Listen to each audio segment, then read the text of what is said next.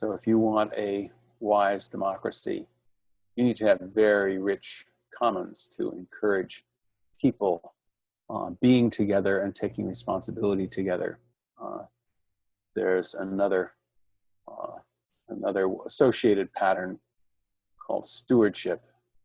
Stewardship is closely tied to the commons. Everybody is taking care of it. This thing which we all use is ours.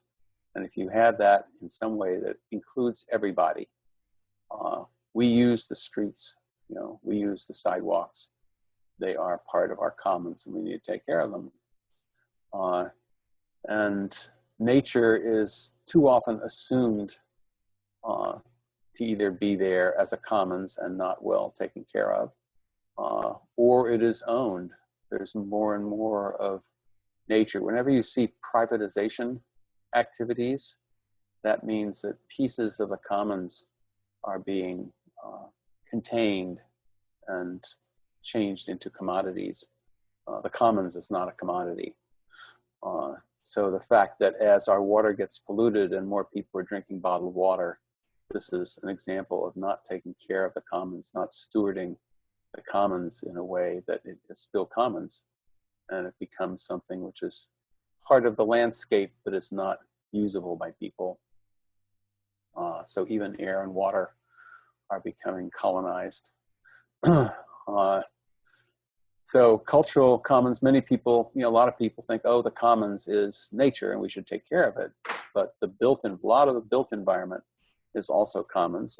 Sidewalks, I have a poem I wrote about as democratic as a sidewalk, has an image in it, because anybody can walk on the sidewalk. But you can't sleep or sit on the sidewalk in some places. There's lots of efforts to close down the commons. The cultural commons is the non-physical, the fact that you share a language and care about it. And there are people who try to preserve languages. There's people who try to extend them. There's languages that go, the languages of the whole world, which embody different ways of looking at things. There's some languages you can say things in that you can't say in other languages. And I know people who are working to try to preserve languages, even as the cultures that they belong to are going extinct. They're desperately trying to preserve the language because it has its own value. It would be nice if the culture could be preserved also, but in the onslaught of globalization and the economies and cultures that go along with that, sometimes you need to take a piece of that and preserve it. So thinking globally in terms of what is a commons that we want to preserve. Institutions, legislatures are part of the commons. You want to preserve that. You want to have that honored, respected, treated well. Some of the candidates for prime minister or president in various countries are basically act as if they honor the institutions, but act to take actions that corrode them and degrade them. And that's something, again, you want to steward the commons, protect it. Procedures, the way we do things, that's a big part of culture. And if we share the way we do things and then people are violating that all the time, that's something, there should be energy to preserve it. And there's energy that needs to change these things also. If the commons is actually becoming exclusionary by the way it functions, you need to change it in a way that opens it back up, makes it beneficial to everybody. The arts, there's lots of public art, and there's even lots of co-creation of public art. People encouraged to participate in making murals in a community. There's a place, celebration here in Springfield, which is near Eugene, where I live, where people do chalk drawings on the street. And there's a whole contest of who can do the nicest, the most popular, nicest chalk drawing. And it's just fascinating to walk and look at those chalk murals on the street. And our history is a commons. And again, there's a need to expand it, to redefine what the history is so it's more inclusive. because it used to be, history was just wars between white people, and then it became, we want to have the women represented, we want to have Black history, we want to have all these other histories take their place in the larger history. So this is building and nurturing and preserving a commons. So all that is part of, there's potential and pieces of the puzzle and perspectives that are buried in the commons, as well as the sense that we're all in it together. And all of that is really important for having a wise democracy. So a wise approach to building a democracy will support the commons, reclaim it when it is being colonized, expand it, learn from it, take lessons from it for any decisions that are being made.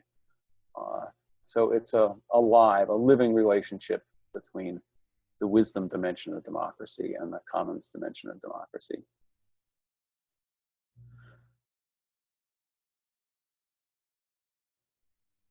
Libraries being such a great example of that. And there's now tool lending libraries being created, and people are creating other kinds of lending libraries that may or may not be associated with the book libraries. But the idea that we can have a shared body of stuff that anybody can borrow from if they play by the rules.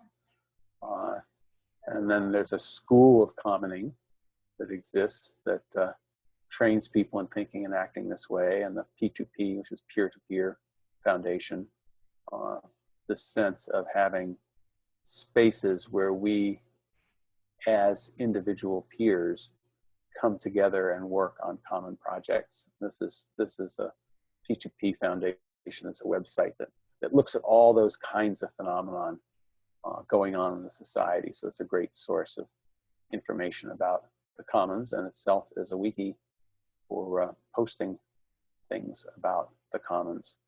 National parks, stewardship, as I mentioned. Our Children's Trust suit is a really interesting one, which I participated in. It's a bunch of kids who are concerned about the environment, particularly climate change, and they are suing U.S. states about not taking responsibility for providing for the public trust. The government there's a doctrine in law, at least in the United States, called the public trust doctrine. The government holds our commons in trust for future generations and for the broad public. And when the government does not take adequate action to deal with climate change, they are violating that public trust. And these children, who range in age, I think, from 8 or 10 up to 19, say, you have to change your ways. And we're bringing this to the courts to decide. And Eugene's one of the centers for that.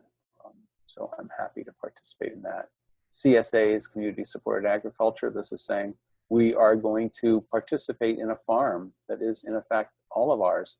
We are supporting it. We're not buying produce from it. We are saying, here's a bunch of money, carry out your farm and give us some of the produce. And in many places, the people who subscribe to a CSA also go out and work on the farm, particularly in the harvest time. There are CSAs with thousands of people associated with Tokyo, and lots of people from Tokyo go out on the farms during harvest time and are harvesting things and canning things, etc. It's just a really interesting. Community land trusts. It involves ownership of a bunch of land by the community, and you can build your house on it or do your activities on it, but you own what's going on it, but you don't own the land. And having communal ownership of land can be really important. The whole cooperative movement, whatever we're doing, we're holding it in common. And it's like chunks of the common for different groups and supporting the spread of the whole cooperative ways of doing things and attitudes.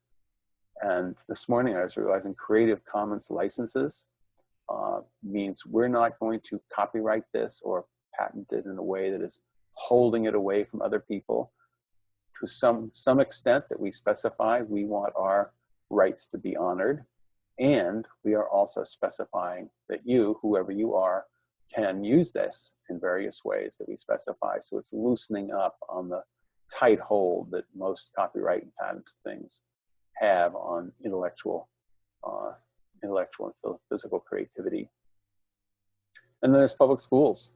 You know, the idea that it's part of it's part of the rights of people to get educated, particularly children, and that we're going to provide a common space where anybody can go and get an education without having to pay for it. I realize I don't have healthcare in here because in the United States we don't have a healthcare commons, but many European countries and some other countries do have healthcare as part of their commons to be taken care of and used, benefit everybody, and anybody can participate, and everybody participates in making it work out for everybody.